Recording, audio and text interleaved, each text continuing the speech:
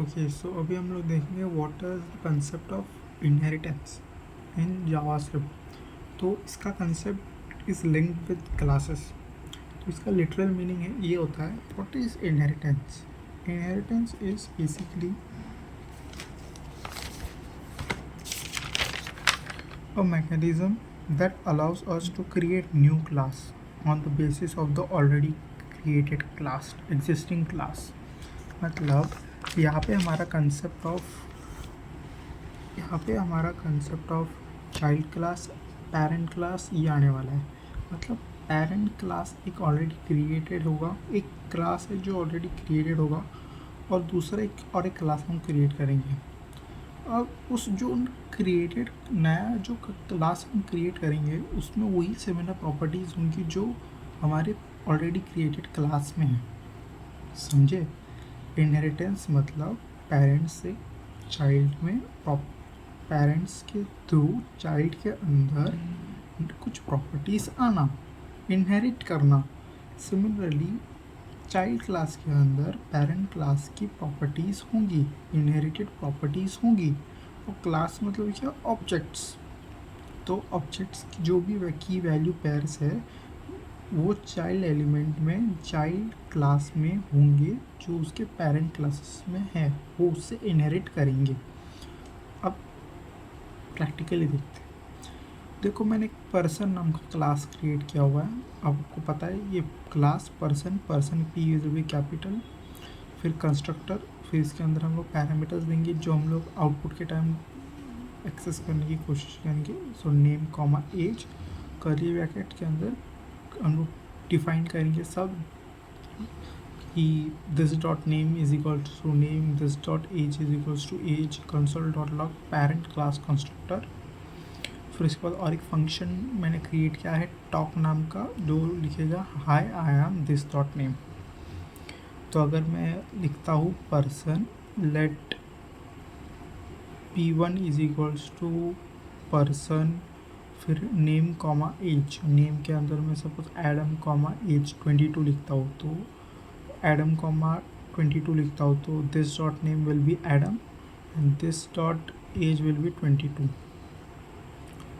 तो ये कंसेप्ट है। ओके, अब मैंने एक नया क्लास क्रिएट किया, आप देख सकते हो। इस क्लास ये हमारा पर्सन नाम का क्लास हमारा पेरेंट क्लास है। अभी हम लोग चाइल्ड क्लास क्रिएट करेंगे। चाइल्ड क्लास में क्या होगा? अभी नेम जो पर्सन में है वो तो आएंगे ही, they will be inherited by the child. अब पर्सन के पास नेम भी है और एज भी है, तो स्टूडेंट के पास नेम एज, स्टूडेंट के पास क्या होगा? नेम होगा, एज होगा बाय डिफ़ॉल्ट, क्योंकि उसने इनहेरिट कर लिया अपने पेरेंट से। पेरेंट क्या है? उसका क्लास पर्सन क्लास। ओके, तो उसके पास अब यूनिक क्या होगा? स्टूडेंट के पास मार्क्स होंगे, राइट? तो लिखेंगे, तो इसको लिखते कैसे है? क्लास स्टूडेंट, चाइल्ड का नाम, फिर एक्सटेंड्स और उसके पेरेंट क्लास का नाम। एक्सटेंड्स मतलब चाइल्ड क्लास में पेरेंट क्लास से अपनी प्रॉपर्टीज एक्सटेंड कर ली, एक्सट्रैक्ट कर ली, इनहेरिट कर ली। ओके, फिर नॉर्मली करली ब्रैकेट, फिर शुरुआत होगा हमारा सिंटैक्स होगा सिमिलर वे में कंस्ट्रक्टर। हम लोग क्या आउटपुट में एक्सेस करते वक्त क्या लिखेंगे? नेम देंगे, एज देंगे, मार्क्स देंगे, और ये पैरामीटर्स हम देंगे, और उससे एक ऑब्जेक्ट क्रिएट हो जाएगा। Console dot log teacher class constructor, ये ओके, ये टीचर, ओके सॉरी, यहाँ पे स्टूडेंट आएगा।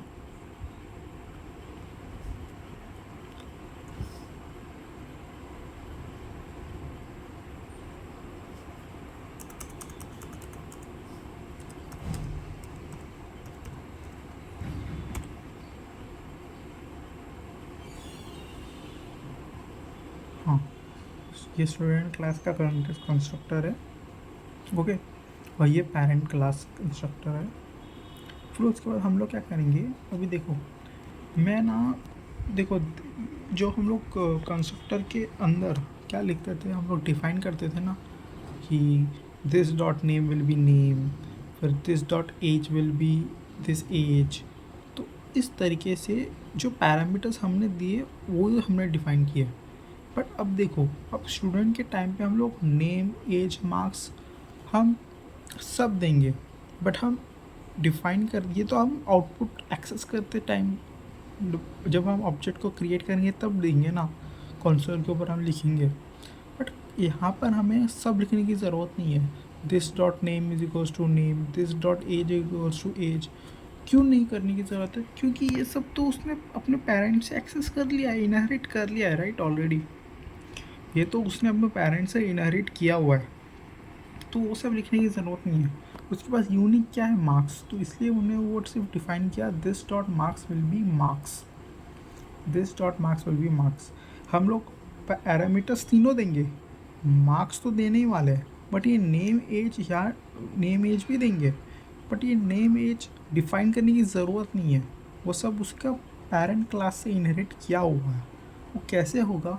हम एक लिखेंगे सुपर, स्पेशल फंक्शन है, की है सुपर की, सुपर, और उसकी जो पैरामीटर्स है जो पेरेंट के पास है वो डालेंगे। Parent class constructor is been called, तो सुपर नेम कॉमा एज। तो ये जब लिखेंगे हम लोग तो इसका जो पेरेंट क्लास है यानी पर्सन, उसके कंस्ट्रक्टर होंगे, उनको कॉल किया जाएगा। उनके कंस्ट्रक्टर्स क्या है? Name comma as.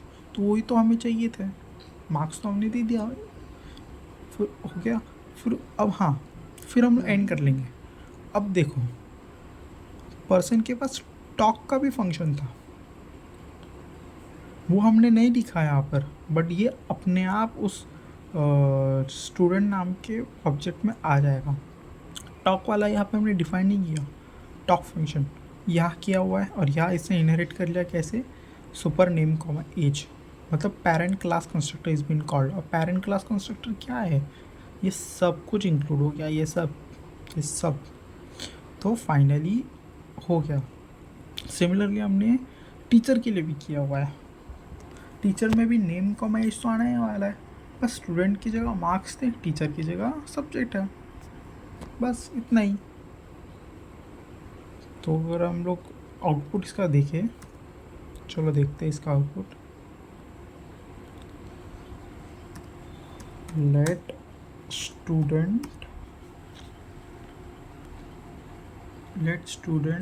1 is equals to, देखो let student 1 is equals to new keyword तो लिखना ही है हमें, न्यू स्टूडेंट 25, 3 पैरामीटर्स आएंगे, नेम, मार्क्स, एज।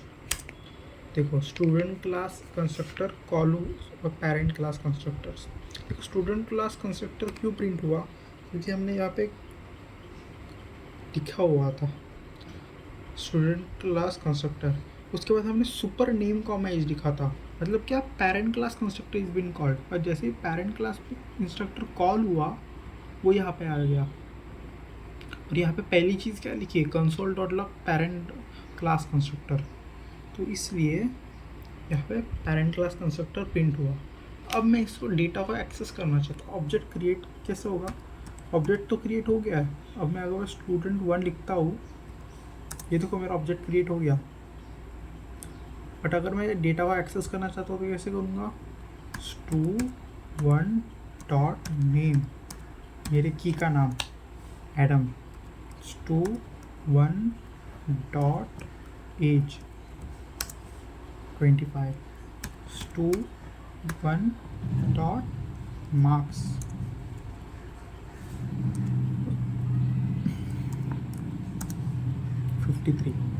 और एक फंक्शन, और इसने अपने पेरेंट पर्सन से ये भी तो लिया है एक फंक्शन विच इज टॉक।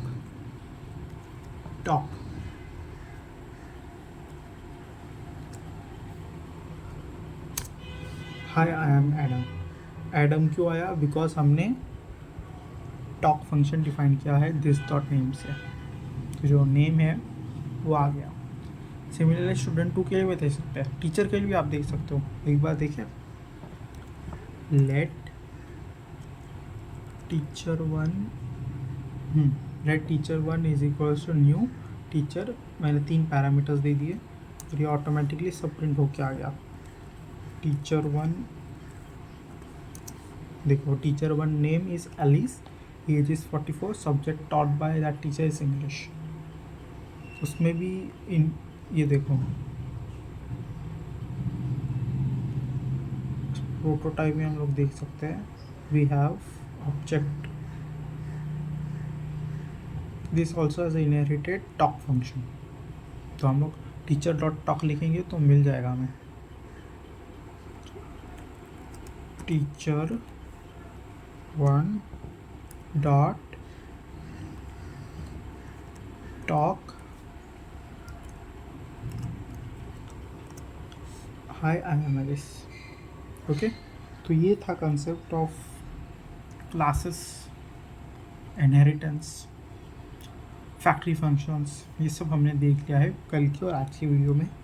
सो अभी देखते हैं, अभी हम लोग रेस्ट स्टार्ट करेंगे, रेस्ट एपीआई के बारे में। Thank you.